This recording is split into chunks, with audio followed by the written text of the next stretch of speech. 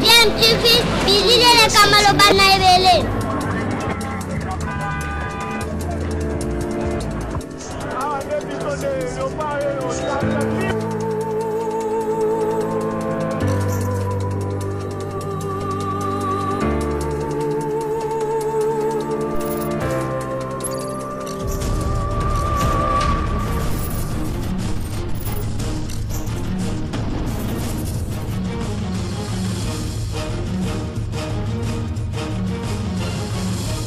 DMTV toujours en avant. Vous êtes sur DMTV, bonjour ou bonsoir, tout dépend en tout cas de l'heure à laquelle vous nous suivez. Tout plaisir est pour nous de vous retrouver et de savoir que vous êtes nombreux en train de suivre votre chaîne YouTube DMTV, d'autant que nous sommes le 1er janvier 2021, premier jour en tout cas du mois de janvier, premier jour également de l'année 2021. Occasion pour nous en tout cas de vous souhaiter une heureuse année 2021, 2020 étant terminée avec tout son lot de malheurs, tout son lot de problèmes sur le plan sanitaire. On a été en tout cas mis à l'épreuve avec cette pandémie, la Covid-19, mais également aussi sur le plan politique, il y a eu beaucoup de tourments et nous espérons en tout cas que cette année qui vient de commencer va commencer de la plus belle des manières. Avant justement d'aborder le sujet que nous voulons vous proposer aujourd'hui en ce premier jour de l'année 2021, permettez-nous en tout cas de ne pas déroger à notre règle, celle de vous sensibiliser, de nous sensibiliser tous face justement à cette pandémie que nous voulons voir terminer tout au long de cette année en tout cas, et le plus tôt ce sera le mieux. Protégez-vous en respectant des mesures barrières, protégez également vos membres de famille en ayant un comportement responsable. Vous le savez, la prévention reste en tout cas notre meilleure arme face à cette maladie. 2021 commence de la plus belle des manières. Est-ce que le chef de l'État est en train de concrétiser ses promesses qu'il a eu à faire à la nation au lendemain des consultations nationales, lui qui a appelé à une union sacrée pour la nation? Les choses bougent au niveau de l'Assemblée nationale, les choses bougent au niveau des assemblées provinciales, et en attendant en tout cas la démission du gouvernement et Sylvestre Lunkamba ou alors la déchéance, on va dire, peut-être de ce gouvernement au travers une motion de censure si Lunkamba continue à persister et il veut rester éternel Premier ministre. Et donc le chef de l'État a nommé finalement un informateur, et c'est un ancien du FCC. Le chef de l'État passe en tout cas à la vitesse supérieure. Il veut avoir un gouvernement le plus tôt possible pour réaliser en tout cas les promesses qu'il a eu à faire à ses compatriotes, le peuple congolais. Je vous propose de suivre la lecture justement de cette décision du chef de l'État nommant l'informateur, celui-là même qui est chargé d'aller identifier la nouvelle majorité au niveau de l'Assemblée nationale, l'ancienne majorité s'étant très largement effritée.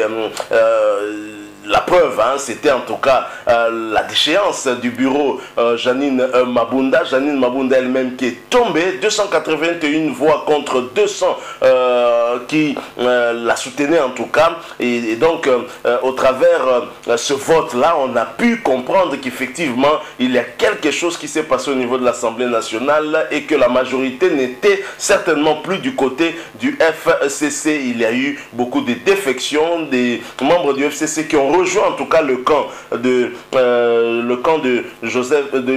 Félix Antoine Tshisekedi Tshilombo, excusez-moi, et Joseph Kabila qui s'est vu peu à peu en tout cas vidé de ses troupes au sein du FCC. Alors suivant la lecture de l'ordonnance en tout cas qui nomme l'informateur, et nous allons bien évidemment nous retrouver tout de suite après. Je rappelle que vous suivez votre chaîne YouTube DMTV. Si vous n'êtes pas encore abonné, s'il vous plaît, abonnez-vous et n'hésitez pas en tout cas à activer également la cloche de notification en cliquant sur cette petite cloche. Elle vous permettra bien entendu de ne plus rien manquer des prochaines vidéos que nous allons vous proposer ici. Suivons et nous nous retrouvons bien sûr tout de suite après. Effectivement, à la fin de l'accord politique entre les politiques membres du CAP Changement Cash et celle du Front commun pour les Congo FCC, en vue de la formation des gouvernements des coalitions représentatives de ces deux regroupements politiques, Le président de la République, chef de l'État, son Excellence, M. Félix Antoine Tshisekedi Tshilombo, vient de confier ce jeudi 31 décembre 2020, conformément à l'article 78 de la Constitution, une mission d'information à l'honorable Modeste Bahati Lukwebo en vue d'identifier une coalition majoritaire à l'Assemblée nationale. La mission d'information est de 30 jours renouvelable une fois à compter de ces jours. Fait à Kinshasa, le 31 décembre 2020, pour les cabinets du président de la République, professeur docteur Désiré Cachemire, Colongé Lebrun.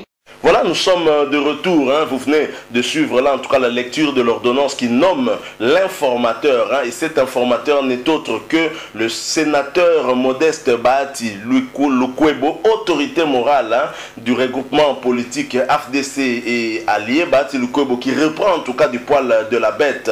Et ce choix qui est certainement un choix stratégique aussi, hein. Le chef de l'État qui choisit une personnalité de l'Est du pays, une personnalité du Sud Kivu, qui un ancien en tout cas du FCC, qui a collaboré avec Joseph Kabila, qui a été déçu et qui a pris peu à peu ses distances avec ce dernier. Et Bahati Lukwebo a également un profil aussi qui lui permet en tout cas d'exercer cette mission sans problème, hein. Lui qui connaît beaucoup de députés nationaux de l'Assemblée nationale, hein, du FCC, puisque le FCC était majoritaire et lui-même faisait partie du FCC. Il connaît aussi des personnalités d'autres formations politiques de l'opposition, notamment, puisque c'est un fin politicien, hein, quelqu'un qui a en tout cas duré dans la politique, professeur d'université. Je pense qu'il est également le mieux placé, hein, pour pouvoir exercer cette mission lui confiée par le chef de l'État Félix Antoine Tshisekedi. L'informateur est là. Sylvestre Ilunga Ilunkamba se refuse toujours de démissionner. Il sera certainement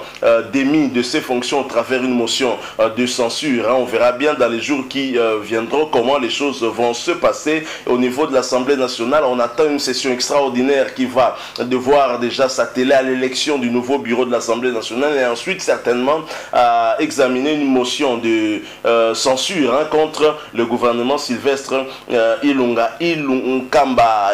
Mais bien évidemment, après cette nomination de Modeste Bahati Lukwebo, des réactions, il y en a eu, et certainement la première réaction c'est celle de Modeste Bahati Lukwebo lui-même, en famille.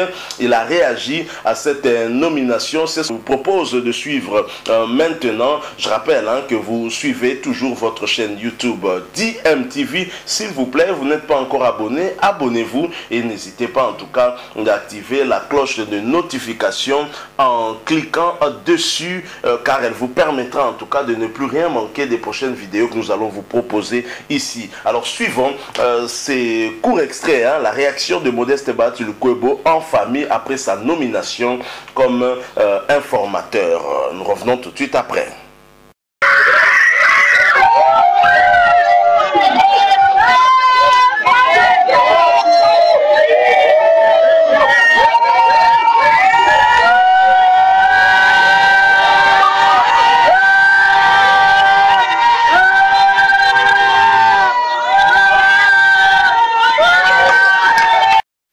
Nous sommes de retour, hein. Vous venez de suivre là en tout cas ces quelques secondes, hein, de la réaction de Modeste Bahati Lukwebo en famille. Bonne année, une très belle année commence pour Modeste Bahati Lukwebo. La première personnalité nommée par le chef de l'État en 2021, c'est bien Modeste Bahati Lukwebo qui est nommé informateur. C'est lui qui a la mission, la charge en tout cas d'identifier la nouvelle majorité au sein de l'Assemblée nationale. Et pour cela, il a 30 jours, hein, mais renouvelable une seule fois. Il peut donc aller jusqu'à 60 jours. Mais nous osons croire, hein, nous pensons que Bahati Lukwebo pourra exercer cette mission dans les 30 jours, parce que conscient en tout cas des problèmes que nous connaissons, hein, le peuple congolais veut que le travail s'accélère, que le travail commence, hein, afin que ces problèmes sociaux puissent trouver des solutions idoines, hein, parce que le peuple a tant souffert durant le régime passé. Le social du peuple congolais Congolais n'étaient pas au centre des décisions de ces gouvernements en tout cas, et le chef de l'État qui en est bien conscient veut certainement faire des choses à impact visible et que le peuple puisse se retrouver. La personnalité politique de Bahati Lukwebo qui